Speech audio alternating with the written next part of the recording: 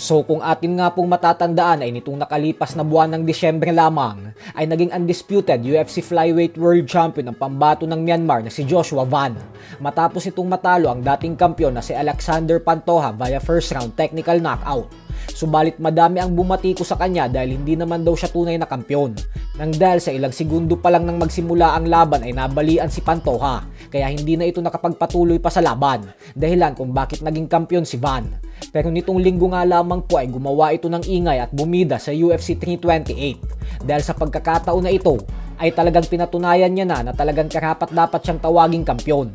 Bagamat po kasi siya ang world champion ay lumabas siya bilang underdog sa laban kontra sa Japanese contender na si Tatsuro Taira gawa ng mas marami ang tumatalpak at naniniwalang mananalo ang Hapon. Punong-puno ng aksyon ng bakbakan ng dalawa at naging madugo ito. Pero pagpasok ng 5th and final round ay dito na tinapos ni Joshua Van ang laban matapos niyang yanigin ng Japanese challenger. Kaya nakuha niya ang tagumpay via 5th round knockout. Umabante na din ang kanyang record ngayon sa 17 wins with 11 stoppages at 2 talo lamang. Kuwinento ni Joshua Van na madalas siyang maapi noong bata pa siya sa eskwelahan. Pero nang makita niya umano na lumalaban ang ating pambansang kamauman ni Pacquiao para sa bansang Pilipinas at sa pamilya nito, ay doon daw siya nagdesisyon na pasukin ang MMA at sports ng suntukan.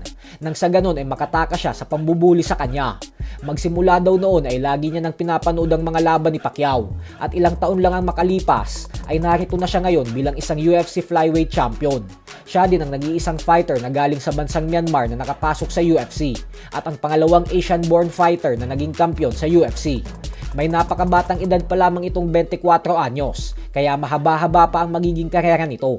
Sa kabilang banda naman mga idol ay matapos nga pong i-anunsyo na kasado na ang laban ni Eman Bacosa sa susunod na buwan kontra sa kapwa Pinoy boxer na si Rodilyn Perez, ay atin nga pong napag-alaman na ang kanilang magiging bakbakan sa June 21 ay magsisilbing title fight dahil paglalabanan nila ang bakanteng PBF lightweight belt. Kaya ibig sabihin po niyan ay kapag nagtagumpay si Bacosa sa laban na ito ay matatawag na natin siyang kampiyon sa Philippine boxing.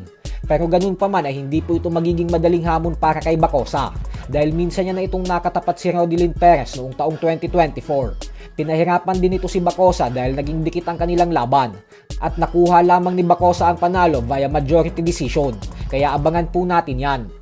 Samantala, tila masamang balita nga po ang dumating para sa YouTuber boxer na si Jake Paul. Ito po ay dahil ayon sa kanya ay medyo nalalagay na daw sa alanganin ang kanyang karera sa boxing at hindi niya daw alam kung makakabalik pa siya.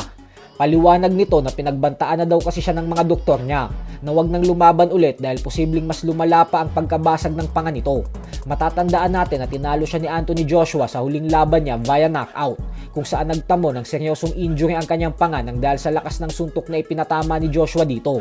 Kapag tuluyang nagretiro si Jake Paul ay masasabi na nating lahat na si Anthony Joshua na ang tumapos sa kaibangan na ginagawa niya sa sport ng boxing sa nakalipas na 6 na taon. So hanggang dito na lang po muna tayo mga idol.